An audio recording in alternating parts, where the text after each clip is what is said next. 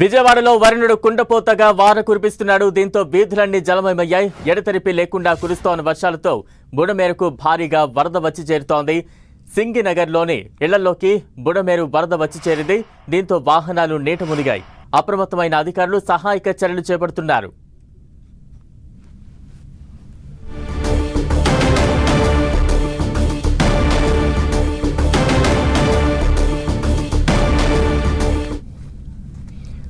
ఎడతెరిపి లేని వానలతో విజయవాడ సింగ్నగర్లో ఇళ్లలోకి వరద నీరు చేరుతోంది. తాజా అప్డేట్స్ అందించేందుకు మా ప్రతినిధి తిరుమలరావు సిద్ధంగా ఉన్నారు. తిరుమలరావు,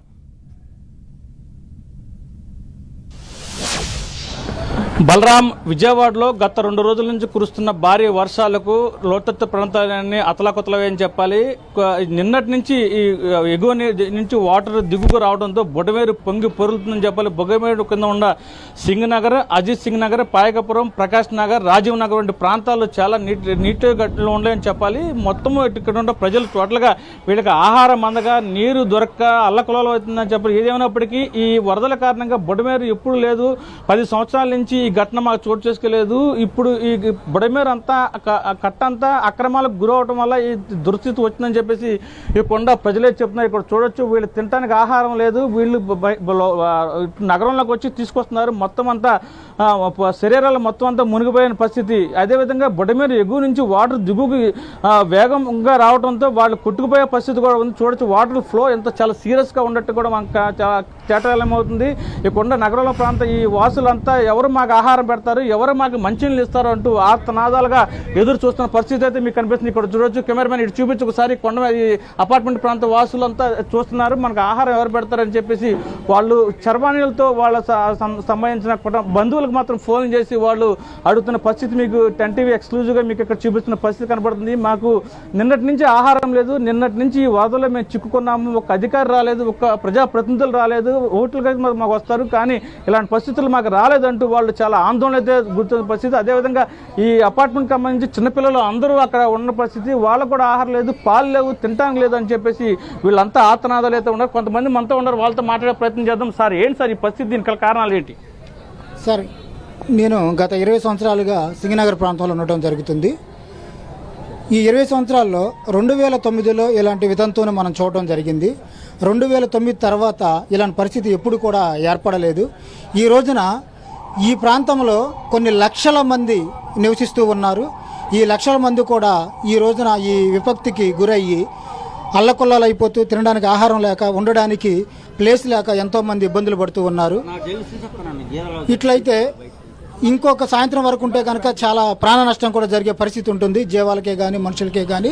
ఈ ప్రాంతం వైపు కొంతమంది నాయకులు స్పందించి తగు నిర్ణయం తీసుకుని ప్రజలకు మేలు చేస్తారని ఆశిస్తున్నాము. సార్, చెప్పండి సార్, ప్రధానంగా ఈ బుడమేరు ఈ రకంగా పొంగటానికి గల కారణం ఏంటి? మీరు 20 సంవత్సరాల నుంచి ఉన్నారు, 20 సంవత్సరాలు ఎప్పుడన్నా వచ్చిందో ఇదే మొదటిసారి ఇక్కడ రావడం? 2009 తర్వాత ఇది అంతవరకు లేదండి. 2009లోనే ఇలాంటి విధంతో వచ్చింది. ప్రజలందరూ చక్కగా సురక్షిత ప్రాంతాలకి అప్పుడున్న ప్రభుత్వాలే కానీ, ఉన్న నాయకులు కానీ, ఇటువైపు ఉన్న కొంతమంది పెద్దలు కానివ్వండి, అందరూ సహకారాలు అందించారు. ఆ రోజున విపత్తు నుంచి తప్పుకోవడం జరిగింది. ఈ రోజున ప్రాణ నష్టం కూడా జరిగే పరిస్థితులు ఏర్పడుతున్నట్టుందండి. 2009 తర్వాత మళ్ళీ ఎప్పుడు కూడా రాలేదండి, ఇదే మొదటిసారి. సార్, ఎలా అనిపిస్తుంది? మీరు అధికారులకు ఏమైనా సమాచారం అందించారా? సార్, ఇలా మా పరిస్థితి ఇలా దారుణంగా ఉందని చెప్పేసి. ఇప్పుడు ఎలాంటి పరిస్థితి ఏంటి? ఇప్పుడు మీకు ఏమైనా ఉదయం నుంచి ఏమైనా ఆహారం కానీ ఏమైనా వచ్చినాయా మీకు? కొంతమంది నాయకులు వస్తున్నారండి, విజిట్ చేస్తున్నారు, ఏమేం కావాలని చెప్పేసి చర్చిస్తూ ఉన్నారు. వాళ్ళందరూ కూడా సహకారాలు అందించడానికి సిద్ధంగా ఉన్నారని అనుకుంటున్నామండి. ఇది గత 20 సంవత్సరాల నుంచి ఈ పరిస్థితి మాకు లేదు.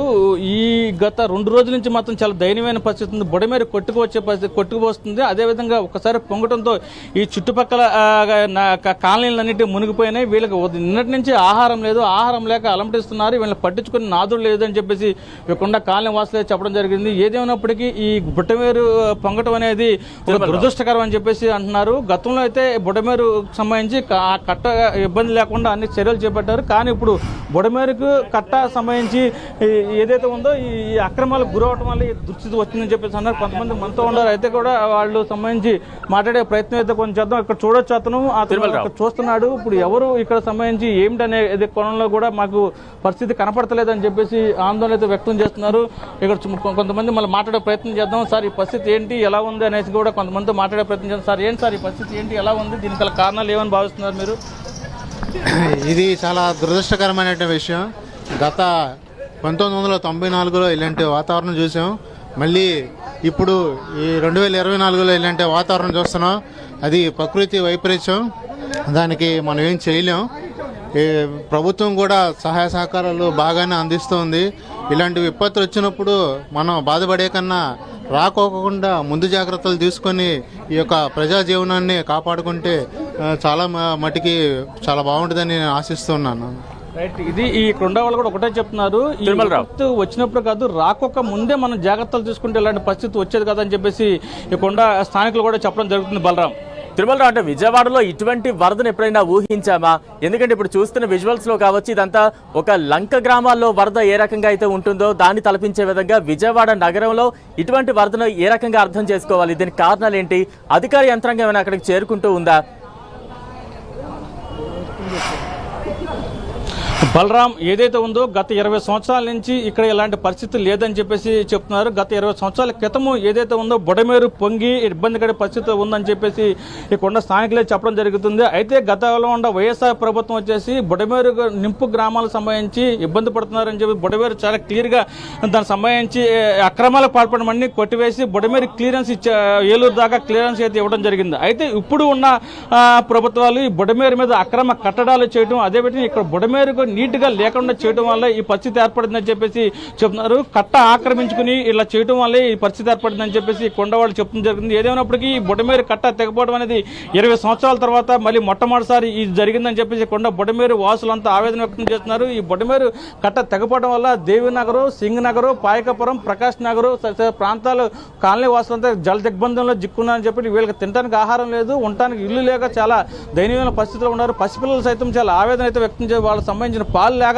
ఇబ్బంది పడుతుందని చెప్పేసి చూస్తున్నారు. ఈ అపార్ట్మెంట్ వాసులు కూడా మాకు ఎవరు సహాయం చేస్తారు, మాకు ఎవరు వచ్చి మమ్మల్ని ఆదుకుంటారు అని చెప్పేసి వీళ్ళంతా అయితే చూడటం జరిగింది. ఏదేమైనప్పటికీ బుడమేరు కట్టకు సంబంధించి తెగిపోవడంతో అధికారులు ఇప్పటికైనా స్పందించి వీళ్ళ సంబంధించిన ఆహారం తీసుకొస్తే మాకు బాగుంటుంది, లేని పక్షులు మాకు మరణమే శరణం అని చెప్పేసి కొండ వాసులు చెప్పడం జరుగుతుంది. Balaram, thank you Tirumalarao.